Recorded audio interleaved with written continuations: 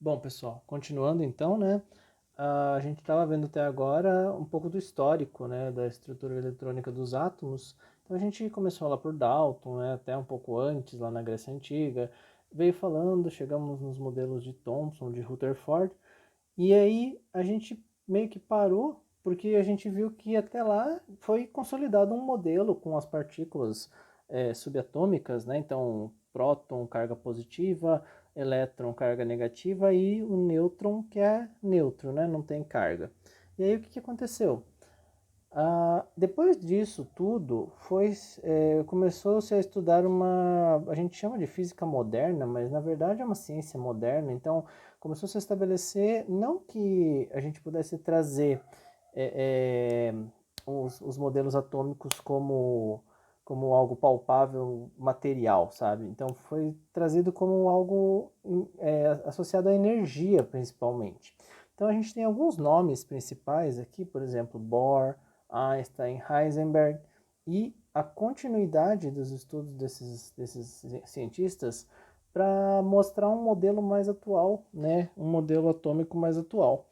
Então, para a gente chegar aqui onde a gente está estudando hoje, depende de tudo que eles trouxeram para a gente, tá? Então, não é aquela coisa de um modelo que foi derrubado, então está tudo errado. Não, muito pelo contrário, é um modelo que foi estabelecido e que hoje a gente tem melhores formas de explicar, tá?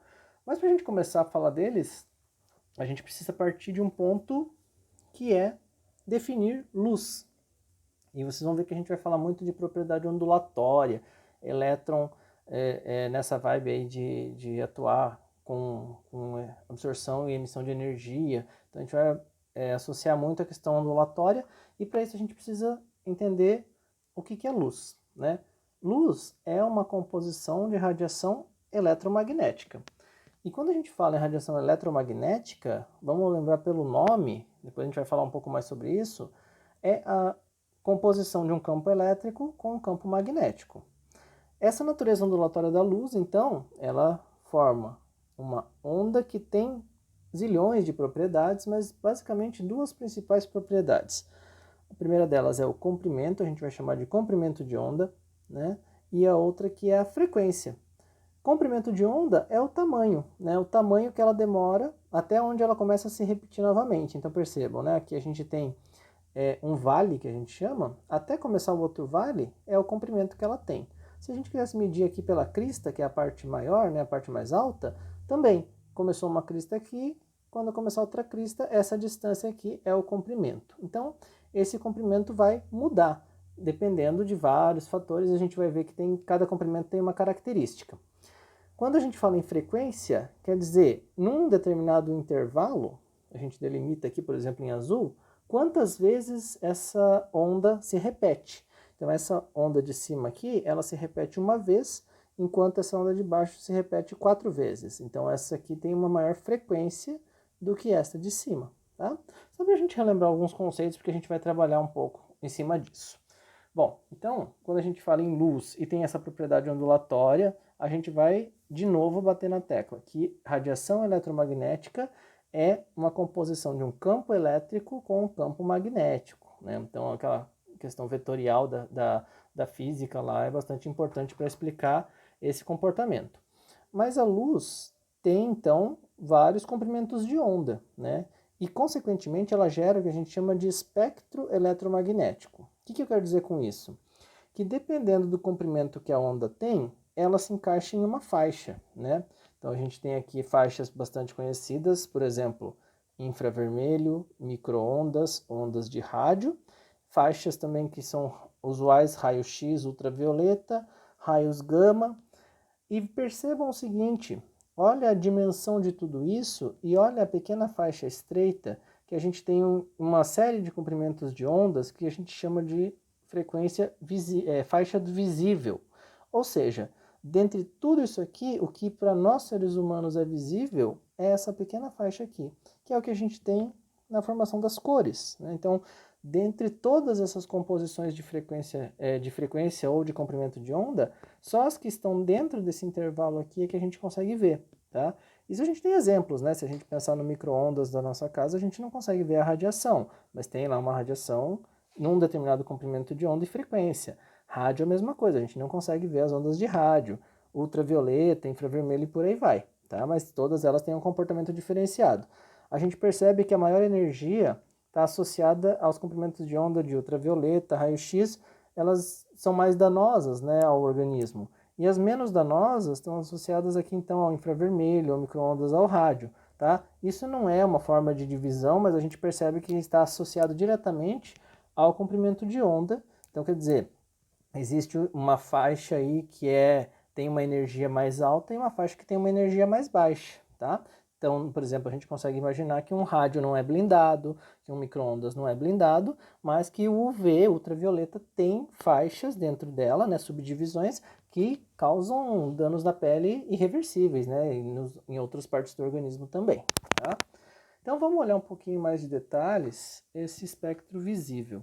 Quando a gente fala no espectro visível, a gente tem cores. E quem são essas cores? A gente compreende essas cores do violeta até o vermelho. Tá? Não tem essas descontinuidades, isso aqui é só uma representação, porque a gente tem sempre aquelas formas de falar, são as cores do arco-íris, né? Mas na verdade não tem uma segregação, é tudo contínuo, né? Que vai de 400 nanômetros a 750 nanômetros, ou seja, dos menores comprimentos de onda para os maiores comprimentos de onda. Isso significa o quê? Significa que aqui a gente tem uma maior repetição no intervalo, enquanto que aqui a gente tem uma menor repetição neste mesmo intervalo. Aqui a gente associa sempre a maior energia, aqui a gente associa a menor energia. Tá? Só por questão de curiosidade, a gente sabe que os faróis de automóveis são vermelhos, né? E por que eles são vermelhos? Porque é o maior comprimento de onda dentro do visível, então dentro do que a gente consegue ver, que consegue, por exemplo, pular obstáculos. Então numa neblina, lá quando a gente tem as partículas dispersas, o maior comprimento de onda consegue passar pelos obstáculos com maior facilidade. Por isso que os faróis aí de alerta são vermelhos, tá? Mas e aí, chama visível, não visível, né?